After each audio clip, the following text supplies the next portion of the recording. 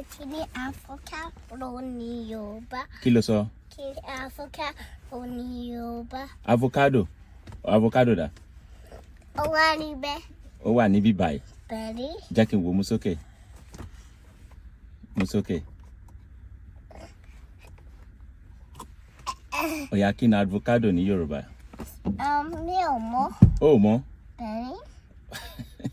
Ó yá, sọ pé ẹ jọ̀wọ́. Ẹ jọ̀wọ́. Wókè. Sọ pé ẹ jọ̀ọ́.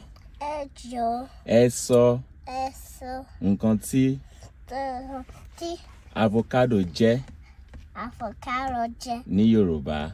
ní Yoruba. Fún wa. Fún wa. Ẹ ṣé o. Ẹ ṣé o. Kí ló yẹ kó wá sọ lẹ́yìn yẹn? Kí ló yẹ kó sọ fún àwọn aráalé? Ẹ ṣé tẹ́ wò mí o. Ẹ̀hẹ́n. Tẹ́ wò. Àwọn. Fọwọ́ mi. Ó dàbọ̀. Ó dàbọ̀ o. Ó fẹ́ mú èrè. Kí wo ló fẹ́ mú? Kí lélẹ̀? Ìpàpà o. Kí ló tó yẹ fẹ́ràn ìpápánu báyìí? Mi ò mọ̀.